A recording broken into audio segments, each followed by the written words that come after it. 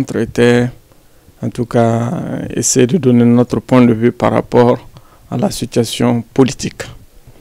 Depuis les événements malheureux du 18 août, qui s'est soldé à un coup d'État, qui a renversé le régime démocratiquement élu de M. Ibrahim Boubacar Keïta et la dissolution de l'Assemblée nationale et du gouvernement.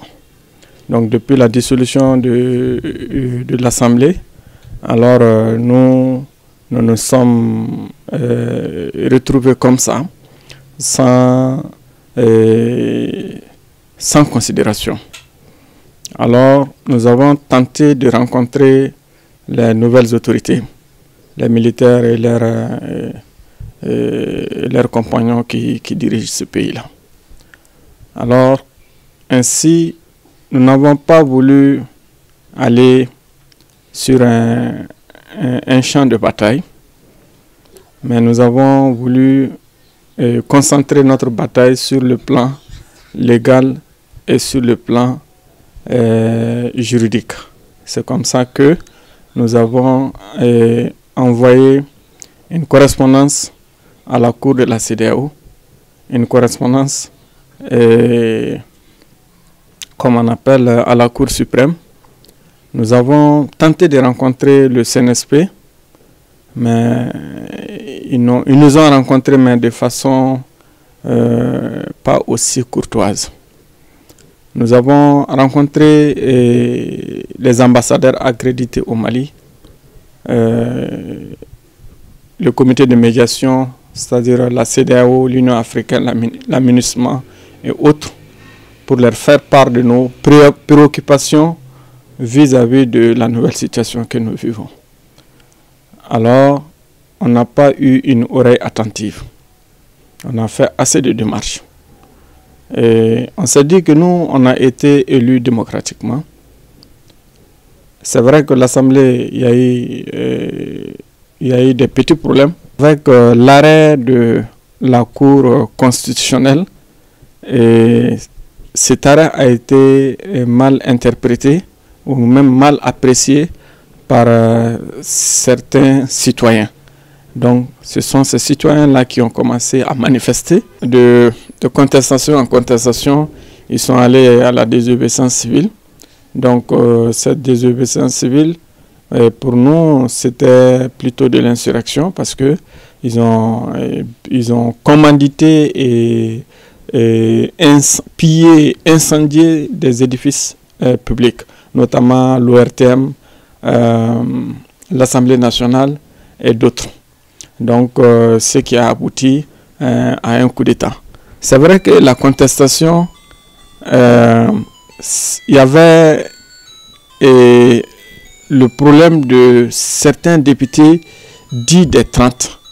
Donc nous, à l'époque, on s'est dit que il n'y a pas question de 30 députés ou de 147 députés. L'arrêt de la Cour constitutionnelle, c'est un arrêt qui a amené l'ensemble des députés à l'Assemblée nationale. Alors, à l'époque, on n'a pas voulu quand même céder à cette demande de ceux qui s'opposaient à nous. Donc, par la suite, il y a eu le coup d'État. Alors, le régime est tombé, l'Assemblée est dissoute. Donc, nous, on a quand même voulu aller dans le sens du dialogue. Mais le dialogue a échoué. Ils n'ont pas pris nos avis en compte. Parce que il y avait le CNT a été demandé par les concertations nationales. Donc c'est dans la charte. Alors on a dit que si c'est comme ça, s'il y a un organe législatif qui doit être mis en place, alors au lieu de 121, alors nous on a fait une proposition aux nouvelles autorités. Alors ces nouvelles autorités, on les a dit quoi? Et on dit que si c'est comme ça, alors les 147 députés qui ont été élus, ils ont été élus sur l'ensemble des cercles du Mali. Alors, ceux-ci peuvent valablement représenter l'ensemble des 149 cercles du Mali. Et les 121 que la charte a proposés, alors les militaires, les autres corporations et autres là peuvent rentrer dans ces 121 et comme ça, il y aura un CNT alors assez représentatif et ça peut résoudre la crise qui était en train de se soulever petit à petit concernant les partis politiques qui trouvaient que le nombre était peu et le M5 aussi qui contestait. Bon, il y avait certaines contestations. Nous, on s'est dit que s'il y a contestation, alors avec les députés de l'Assemblée et les 121, les partis politiques peuvent se retrouver parmi ces députés-là et là, ça peut résoudre le problème. Malheureusement, on ne nous a pas écoutés et ce qui nous a choqués, les gens même qui ont saccagé, qui ont commandité le saccage, le pillage, l'incendie de l'Assemblée nationale, de l'ORTM, ces mêmes éléments se retrouvent aujourd'hui au sein du CNT.